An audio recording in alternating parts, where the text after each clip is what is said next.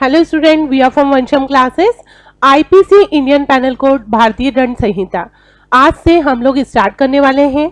इससे पहले 4-5 क्लासेस इसके बारे में हो चुकी है। फिर भी जितने भी स्टूडेंट हैं जो आज न्यू ऐड हुए हैं, चाहे वो ऑनलाइन क्लास में ऐड हुए हैं या ऑफलाइन आए हैं, उनके लिए छोटा सा जो है रिवीजन टाइप का एक मैं आधे घंटे का सेशन रख रही हूं। उसके बाद हम हमारी क्लासेस कंटिन्यू करेंगे। देखो, आईपीसी या इंडियन पैनल कोड भारतीय दंड संहिता आईपीसी जिसे कहा जाता है, ये सारवन विधि है। सारवन विधि यानी सब्स्टेंटिव लॉ है। ठीक है, तो कोई भी लॉ, चाहे हम आईपीसी अभी पढ़ रहे हैं, इसके बाद में कोई भी लॉ पढ़ेंगे, सबसे पहले आपको उसका देखना है क्या वो लॉ जो है वो सारवन विधि है या फिर प्रक्रियात्मक विधि है। ठीक है, या तो वो प्रोसीजरल लॉ होगा या तो वो सब्स्टेंटिव लॉ होगा। तो आईपीसी क्या है? आईपीसी है सब्स्टेंटिव लॉ।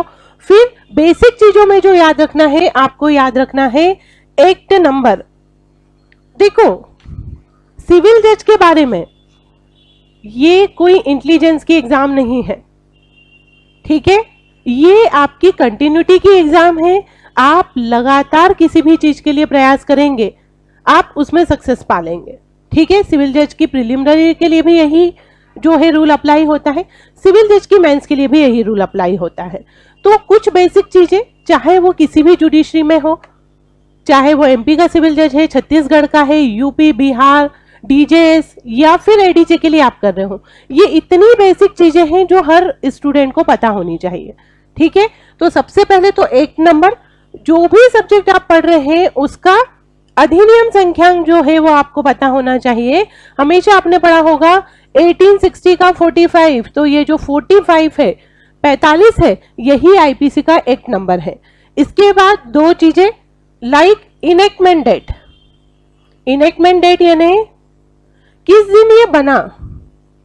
ठीक है, किस दिन इसको अधिनियमित किया गया, किस दिन इसको इनेक्ट किया गया, ये सब एक ही शब्द है।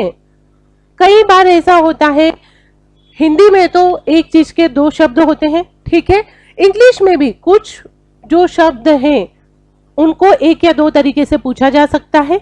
तो ये दोनों चीजें आपको पता होनी चाहिए ताकि ट्रांसलेशन में भी ये आपके लिए इजी रहे। तो अधिनियम संख्यांक या एक्ट नंबर जो है ये हर एक्ट का दिया होगा। आईपीसी का क्या है ये? तो 6 अक्टूबर 1860 जो है, तो आपको सारे जितने भी अधिनियम है, जो भी आप अधिनियम पढ़ रहे हैं, उसको किस दिन अधिनियमित किया गया, किस दिन उसको इनेक्ट किया गया, किस दिन वह बना। ठीक है, तो ये है उसकी मेकिंग डेट, 6 अक्टूबर 1860 जो है उस दिन आईपीसी बना। ठीक है, तो इनेक्टमेंट डेट अलग होती है। एक क्वेश्चन इससे आ सकता है, एक ये, और नेक्स्ट क्वेश्चन जो है आपको इन्फोर्समेंट डेट से आएगा। ठीक है, ये बहुत कॉमन है।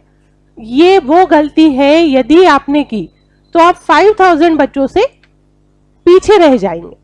तो इस गलती के बाद जो है किसी भी स्टूडेंट का प्रिलिमिनरी क्वालिफाई होना बहुत मुश्किल है। कुछ गलतियां जो मैं इस सेशन में बताऊंगी जो आपको नहीं करनी है। ठीक है, मेरे बताए बिना भी जब भी आप कोई एक्ट उठाएंगे, जब भी मैं नया एक्ट पढ़ाना स्टार्ट करूंगी, आप इतनी चीजें जो है अपने से नोट कर सकते हैं या अपने से पढ़ के आएंगे, फिर मैं इसको पढ़ाऊंगी तो आप अगले दिन मुझे याद करके सुनाएंगे। ठीक है, तो एक जो क्वेश्चन आता है, आपको फुल नेम पूछा जा सकता है पर्टिकुलर एक्ट का, जो लगभग हर बच्चे को पता होगा।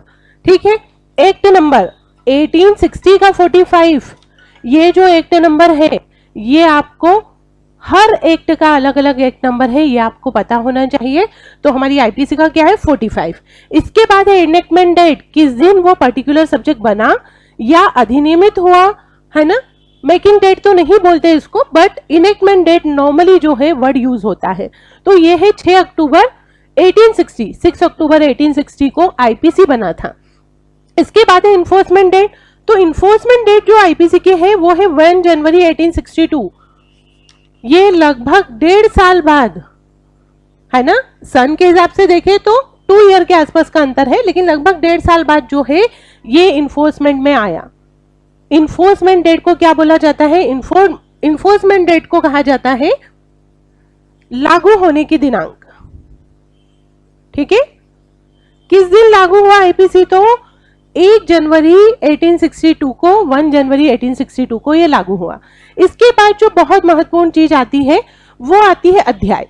देखो, आईपीसी में टोटल 23 चैप्टर्स हैं।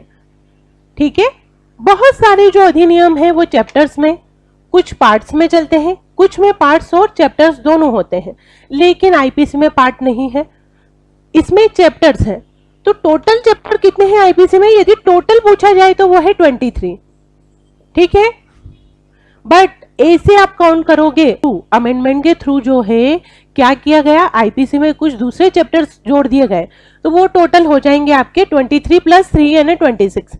टोटल आया तो 23 ही लिखना है, लेकिन जब आप याद करेंगे तो आपको अच्छे से पता होना चाहिए कि कौन कौन से चैप्टर अमेंडमेंट के थ्रू जोड़े गए हैं।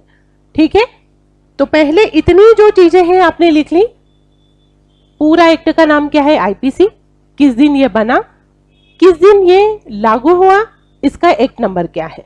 अभी ये 4 चीजें हमने देखी। इसके अलावा ये कौन सी विधि है? ये है सारवान विधि यानी सब्सटेंटिव लॉ। ठीक है, इसका प्रोसीजरल लॉ क्या है वो अभी हम देखेंगे। पूरे जो है वैसे 23, लेकिन अमेंडमेंट के बाद जो टोटल 26 चैप्टर हो रहे हैं ये, इनके नाम आपको कैसे याद करना है, इसको कैसे आपको लिस्ट बनाना है, ये मिनिमम चीजें हैं, किसी भी एग्जाम में पूछी जा सकती है। हम क्या पढ़ रहे थे?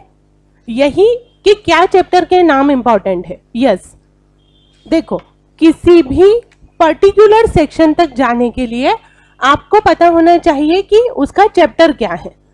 ठीक है, इंडेक्स याद करने का